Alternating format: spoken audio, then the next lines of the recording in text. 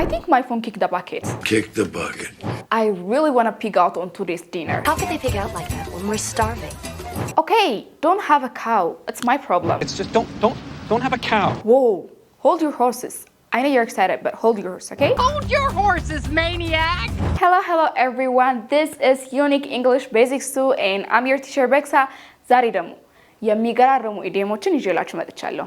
And I'm pretty sure እነዚህን ኢዲየሞች ከተማራችሁ በኋላ throughout your daily life እንደምትጠቀሟቸው.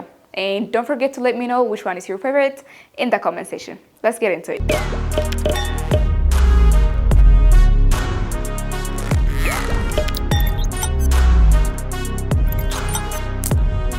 So, ዛሬ መግቢያችን ላይ እንዳየነው ስለ ኢዲየምስ ምንማር ይሆናል. So, the first idiom we're going to see is have a cow. የሚል ነው ማለት ነው. Have a cow. ምን ማለት ይመስልካል? Have a cow. ስለ ካውን እስቲ ዝም ብለህ ስትተረጉሙ have a cow. cow ላም ነው? ላም አለክ? እሺ. Let me put it in a sentence for you. ትንሽ እንትኑ እንዲመጣልክ. So for example, we can say don't have a cow. It is just a small mistake. A small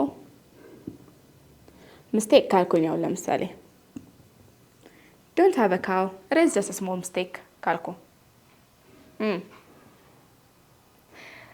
So have a cow ማለት to get upset ማለት ነው.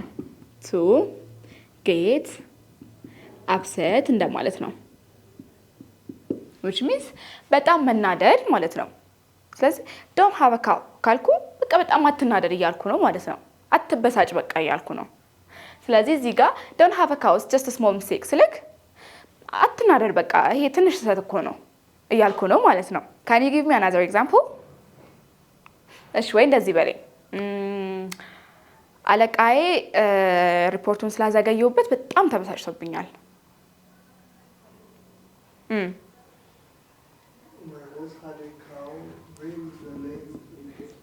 My boss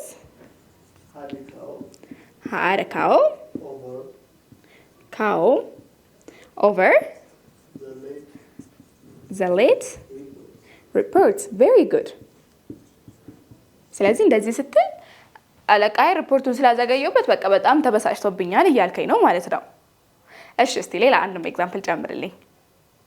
እሺ እንደዚህ ከማለት ከፈለግነስ አባቴ ስልኬን ሲሰብረው በጣም ነው የተበሳጨብኝ. My dad had a cow when I broke my phone. ይሆናል አይደል? መቼም ይሄ የሁሉም ቤት ያለ ነው. ስልካችንን ስንሰብር ቤተሰቦቻችን የሚበሳጩብን ነገር. So, my dad had a cow when I broke my phone. ስል በቃ እኔ ስልኬን ስሰብር አባቴ በጣም ተበሳጭቶብኝ ነበር እያልን ነው ማለት ነው. So, the second የምናየው ኢዲየም ደግሞ ምን ይሆናል መሰለ? Put a sock on it የሚለው ማለት ነው. Put a sock on it. ለምሳሌ hey, put a sock on it ካልኩ ምን እያልኩ ነው? put የሆነ ማስቀመጥ or እንደ ማስቀመጥ ነገር በለው. sock ደግሞ ካልሲ ነው. on it ላዩ ላይ ነው. ስለዚህ ካልሲ ላዩ ላይ አስቀምጥ ወይስ ምን እያልኩ ነው? put a sock on it ስል. እሺ let me put an example for you. እሺ እንደዚህ ካልኩ ለምሳሌ hey, put a sock on it.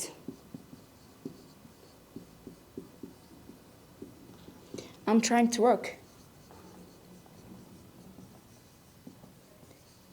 To work ካልኩኝ hey, put a sock on it. I'm trying to work ካልኩ ምን እያልኩ ነው? አጨቅጭቀኝ close. ከዛ ይልቅ ምን ይሆናል መሰለክ? be quiet የሚለውን ይሆናል. ዝም በል ቀይ ዝጋው ምንለው ነገር አለ እንደዛ ማለት ነው. ስለዚህ እዚህ ጋር hey, put a sock on it. I'm trying to work ስልክ ዝም በል እስቲ ለመስራት እየሞከርኩ እኮ ነው ስንል ማለት ነው. put a sock on it, be quiet or ደግሞ zip it እንደማለት ነው ማለት ነው. እስቲ can you give me another example for this? እኔ ልሰራ እየሞከርኩ ነው አልኩኝ። አንተ ደግሞ ላጠና እየሞከርኩኝ እኮ ነው። ዝም በይ ልትለኝ ከፈለክ put a sack on it. On it. Trying to read ትለኛለህ ማለት ነው። ስለዚህ እስቲ ዝም በይ ለማንበብ እየሞከርኩ እኮ ነው እያልከኝ ነው ማለት ነው። እሺ ቀጥለን ደግሞ እስቲ ለአንድ ደቂቃ ዝም ማለት ትችያለሽ በለኝ እስቲ።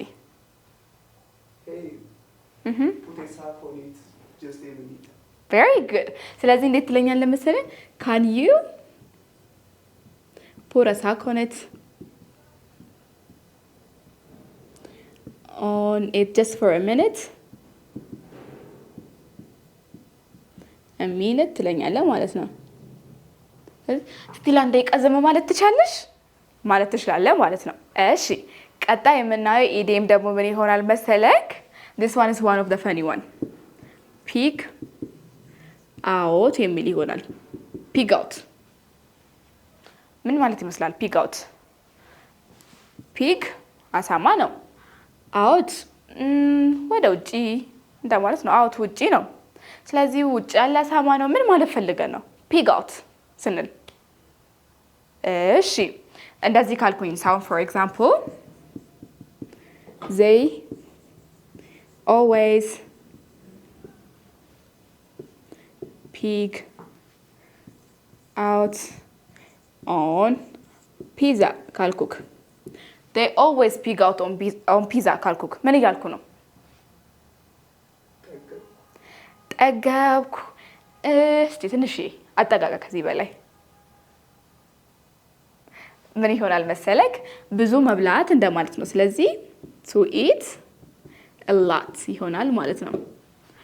to eat a lot pig out ማለት to eat a lot ማለት ነው። እሱ ሁሌ በጣም ብዙ ይበላል ማለት ስፈልግ he always pig out ትላለክ ማለት ነው። ጁሚስ በቃ ሁሌ ይበላል፣ ሁሌ በቃ በጣም ነው የሚበሉት፣ ይሄ እንዳሳማ ነው የሚበሉት የሚለው ብዙ መብላት አለ አይደል? ልክ እንደሱ ማለት ነው። እንደሱ ምን ትላላችሁ? pig out pig out። እሺ ዛሬ እራት ላይ በጣም ልበላ አቅጃለሁ፣ ብዙ ምግብ ልበላ አቅጃለሁ ብለህ መናገር ብፈልግ እንዴት ነው የምትለኝ? That's a nice try. እንዴት ትላለህ መሰለህ? I tend to pig out on dinner ትላለህ ማለት ነው። I tend to pig out on dinner ካልኩኝ ዛሬ ራት በቃ ብዙ የመብላት እቅድ አለኝ፣ በቃ ዛሬ ራቱን እንዳሳማ ነው የምበላው ስትሉ ማለት ነው። pig out ብዙ መብላት። Very simple yet very helpful. ዴይሊ ላይፋችን ውስጥም ለነዛ ሆዳሙ ጓደኞቻችን መጠቀም እንችላለን። So let's continue.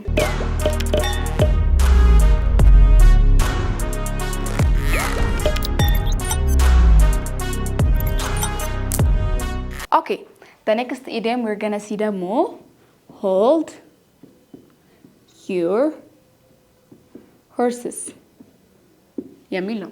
ምን ማለት ይመስለካል? hold your horses ስልክ hold መያዝ ነው።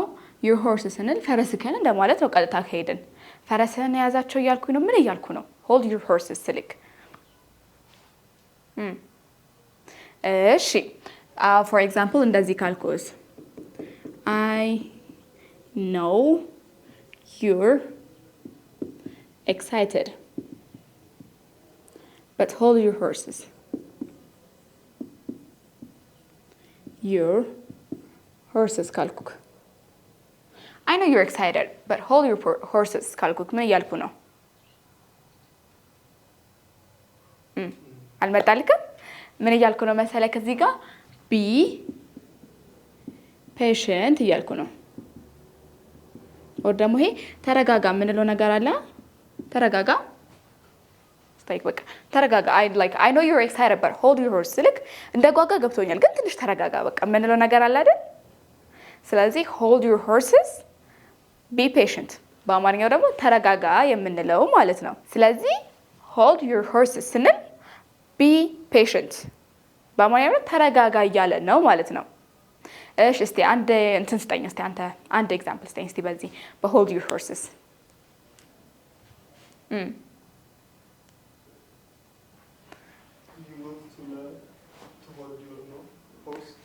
Very good. You gotta learn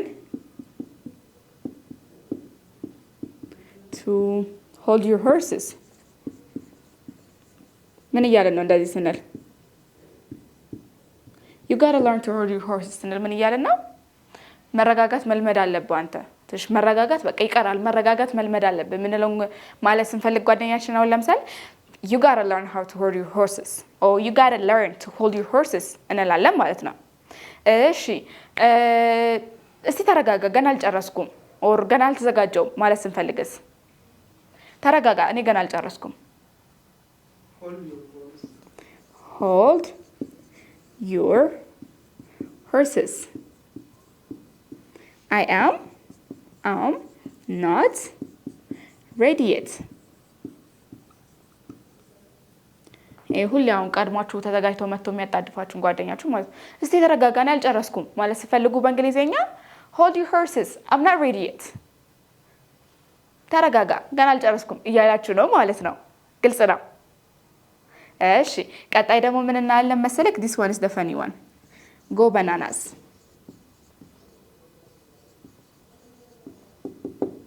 go bananas ምን ማለት ይመስልካል?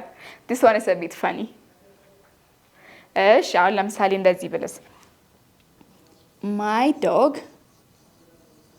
goes bananas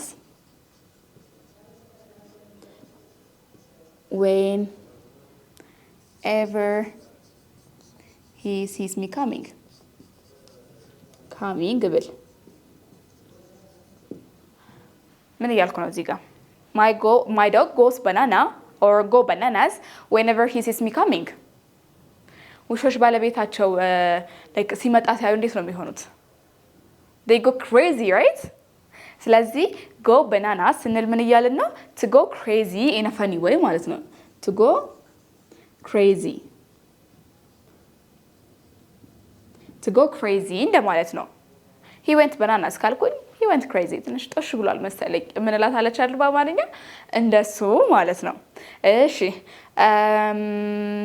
እሱማ በሷ ትንሽ ጦሽ ሳይል አይቀርም ስንል እንዴት ነው የምንለው? እስቲ ሞክርች ይያወድ ሳከግም ነው። እሺ እንዴት እንላለን መሰለክ? He went bananas over her.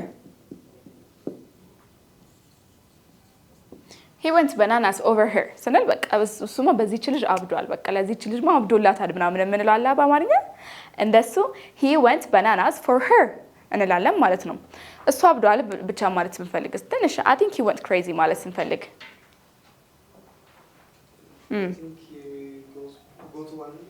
Okay, that's close. ምን እንላለን መሰለክ? I think he went bananas.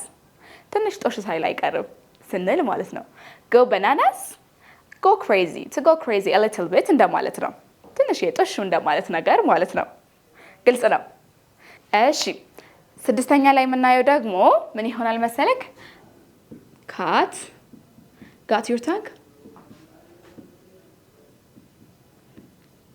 Your tongue ስንል ማለት ነው። Cat got your tongue? ካልኩ ምን እያልኩ ነው? አታውቀው? Let me give you an example. እሺ You usually talk a lot. You usually talk a lot. What happened?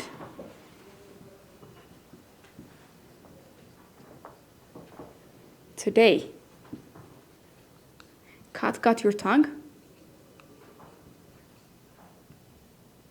tongue ካልኩ You usually talk a lot. What happened today? Cat got your tongue ካልኩ ምን እያልኩ ነው? ካት ድመት ነው ካት ጋት ዩር ታንግ ካልኩኝ አሁን ምንድነው ድመት ምላስን ወሰደችብህ ነው ምን እያልኩ ነው እዚህ ጋር ካት ጋት ዩር ታንግ ካልኩክ የሱ ኦፖዚት አድርገው yes so cat got your tongue ስልክ ምን እያልኩ ነው በጥያቄ መልኩ why are you quiet እያልኩ ነው ማለት ነው ስለዚህ why are you quiet እንላለን ማለት ነው ስለዚህ cat got your tongue why are you quiet እያልኩ ነው ማለት ነው እሺ እንደዚህ ካልኩስ I think cat got your tongue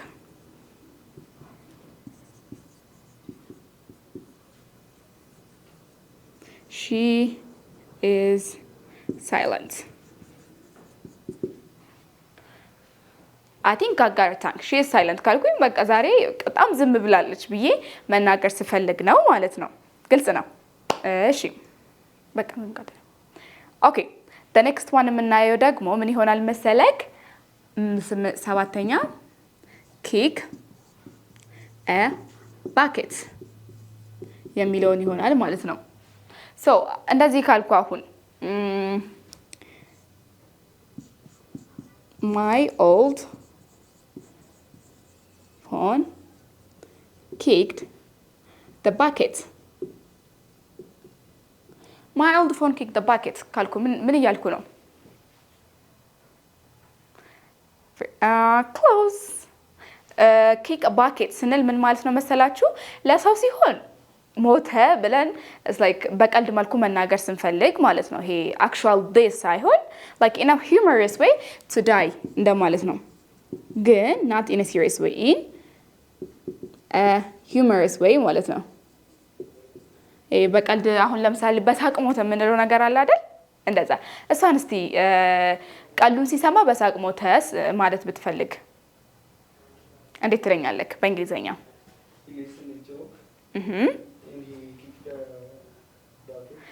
ኦኬ እንዴት ብለን መግለጽ እንችላለን መሰለክ he almost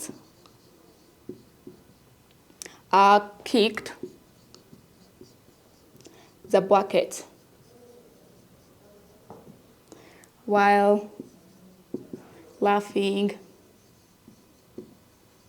at the joke እንላለን ማለት ነው he almost kicked the bucket while laughing at the joke ካለን ወይ ቀልዱን ሰምቶ በቃ በሳቅ ሊሞት ነበር እያልን ነው ማለት ነው ግልጽ ነው እስቲ አንድ ኤግዛምፕል ጨምርልኝ አንተ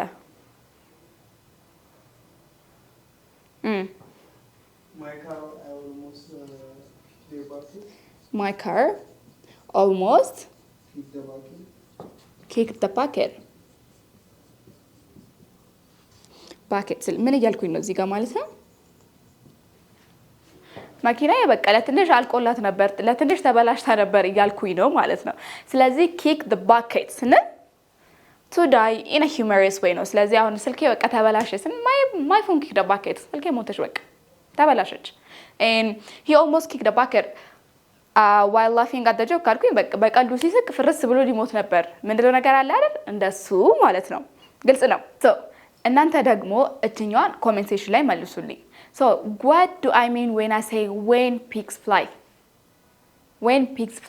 አሁን ለምሳሌ I'll eat raw meat when pigs fly ካልኩኝ ምን እያልኳችሁ ነው put it in the comment section for me okay and this is unique English where we teach you English in a most unique way and እኛ ማግኘት ከፈለጋችሁ ደግሞ አድራሻችን CMC ሚካኤል ጋስትሞል ፊት ለፊት ሎልታዝ ቢልዲንግ 8ኛ ፍሎር ላይ እንገኛለን በአካልም ሆነ በኦንላይን እንግሊዘኛ ጸድ አድርገን እናስተምራችኋለን so give us a call bye guys